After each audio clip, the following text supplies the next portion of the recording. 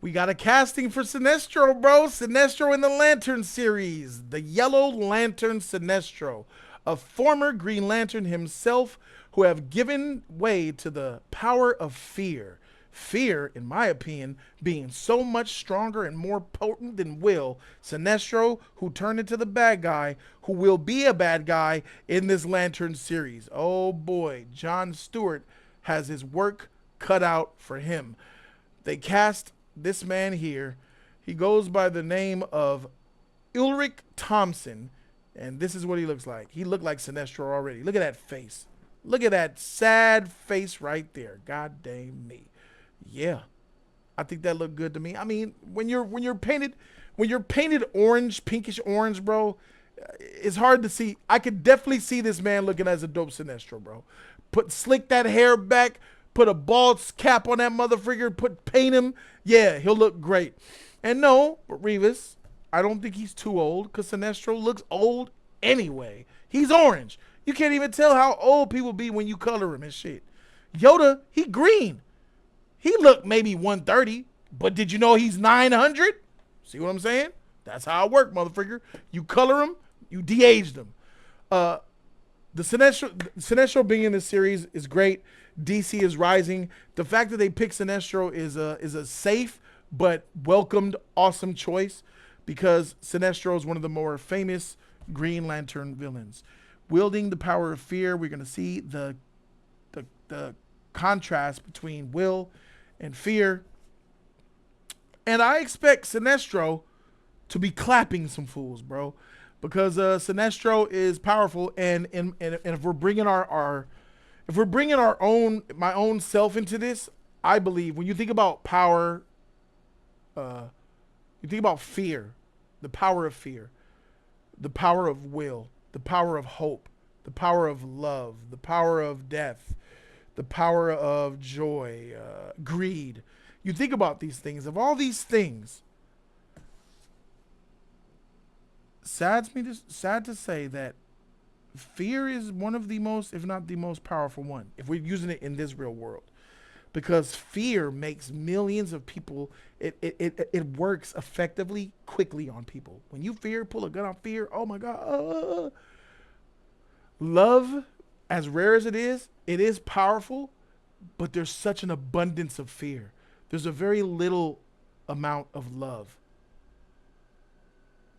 A stranger is very less likely to fear love. A stranger is less likely to have love for another stranger. But a stranger can impose an immense amount of fear to another stranger. Love exists when you know them, you have a relationship with them, mom, dad, brother, sister, uncle, kid, son, daughter, wife, nephew, stuff like that. But those little circles are small. Anybody can experience fear anywhere. Anybody can experience love anywhere. You need to have a certain amount of people there, special people that you know. Now, I want to live in a world where people do love each other. I want to love a stranger.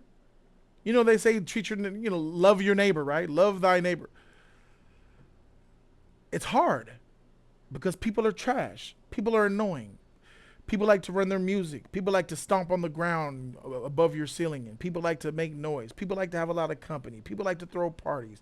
People like to have no respect for the neighborhoods that they live in. And that makes you not like people. People are nosy. People are gossip. And that makes you not like your neighbor. Some neighbors like to borrow shit, keep shit, and never give shit back. And then the one time you ask for some shit after they've been borrowing from you for years, they say they ain't got it or no. What type of shit is that? So it's really hard to love thy neighbor, but, it's something that we should be working towards. But think about your neighborhood. Think about your mailman. Think about going to the grocery store or the mall. Think about all the douchebags out there. Think about the people on the road who drive. How many times do you get cut off and get pissed off? You get so angry. Why is it that we're able to get so angry throughout the day, yet we could go through an entire day without any sense or thought of love? It's because our society is trash, the short word. We need divine intervention. That's the end game solution there. That's why. But throughout the day, how many times have you got mad today? Think about it. You watching me now. How many times, if any, today have you gotten upset? Think about it. You don't need to share it in the chat or anything. Just think about it to yourself. Contemplate on that. How many times this week have you really got upset? When's the last time you blew a lid? Like you see red. How many times this year? Well, not this year. Well, it's January 24th. So how many times in this last month have you seen red? Like, you know what I'm saying? How many times this month have you experienced love? Just experienced love. How many? Compare and contrast those. That's why a motherfucker like him is very, very deadly and powerful. Fear everywhere. Love is not. Aside from other things that we don't talk about on this channel, sure, love does exist everywhere. If you, we're not gonna talk about it. But yes, fear could happen at the grocery store. He put the eggs with your meat. He put your dozen eggs in the bag, and he took the ground beef and the fish and put it right on top of your eggs, on top of your eggs. He didn't put the eggs on top of the meat. He put the meat on top of the eggs. And you're like, what the freak? Cross-contamination. He took your tomatoes and threw them on top of the meat. And some people that'll blow their top. What? Take them goddamn eggs and them freaking vegetables off that meat. You bought one of those big tides. You know the tides that cost like $30? It says 140 loads on it. Bullshit. You might get 30 out that motherfucker. But you bought that hoe. Boop, rings it up. The bagger rings it up, right? And you also bought some Sara Lee bread, right? You bought some Sara Lee bread, right? Boop, rings that shit up. Hi, ma'am. Little 16-year-old punk. Little prick. Little 17-year-old little motherfucker. He takes the freaking bread, puts it in the bag, takes that Tide, in the bag too, on top of the bread. How mad does that make you? You're in the fast lane, guy cuts you off in traffic.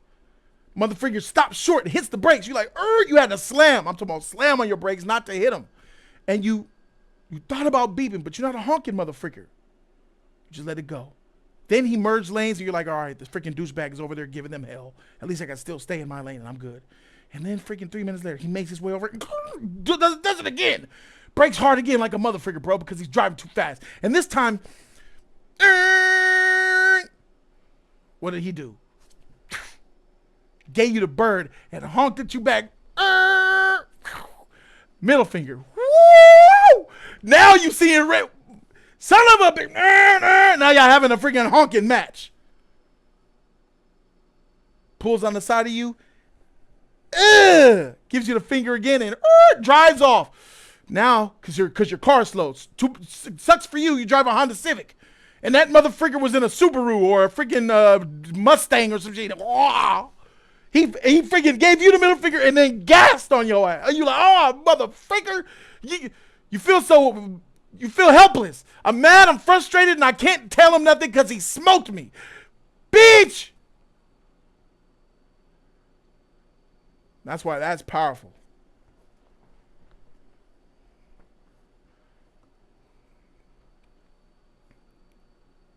Because then he pulls the gun out. He comes back, shows the gun on you. Your life flashed before your motherfucking eyes. And you instantly, from rage to... You went from a motherfucker, and he gave you the time. He came, what, motherfucker? You'll do anything he says. The change of emotion happens so quick. That's why that's strong. That's why, personally, I let shit go. I don't even be honking my horn, y'all. When people cut me off, I just be like, motherfucker. All right. Luckily, I'm able to put that V8 on there, right past them after that. But I just chill, Sometimes when I honk my horn, it's because you did something really effed up, where an accident could have been caused or something like that, bro. The mother of my children, she gets frustrated. She be trying to drive for me. I'm like, chill. Why you didn't honk? Why you letting him through? Chill. Because, you know what I'm saying, problems can happen off of that. And I'd just rather not, bro. People out here are crazy. A lot of these kids will smoke you, bro. Hey, a lot of these young mop heads, these motherfuckers with mop heads, bro, where you can't even see their eyes. They got skinny jeans on, but they sagging. They got jewelry on, but they got a mop head. You can't see their eyes, nigga. You just see just shadow, nigga. Them little 17-year-old little motherfuckers looking to make. I ain't got no time for that shit, bro. I got a whole family.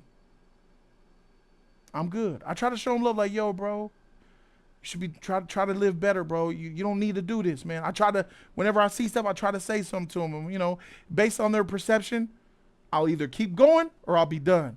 If I tell a little young gun, bro, hey, man, that's not the way to be, man. You a nice, handsome man. You could do better than that, bro. Imagine what you could be. And then you can see if they soften a little bit or they're listening to me. I'd be like, yeah. And then I'll go a little bit further, like, man, you know, have you ever thought about blah, blah, blah, blah, blah? And, you know, get them softened a little bit. Talk to them like a daddy or an uncle. But sometimes you talk to somebody, it's like, yo, hey, man, listen, you could do better than that, bro. You much better than that, bro. I could see greatness in you, bro. Well, I don't want to hear that shit, old nigga. All right, my bad, bro. I'm gone. About that bitch. I don't stick around. I don't try to push that shit. Once they push back, all right, for sure. We gone. So that's why that shit powerful, my nigga.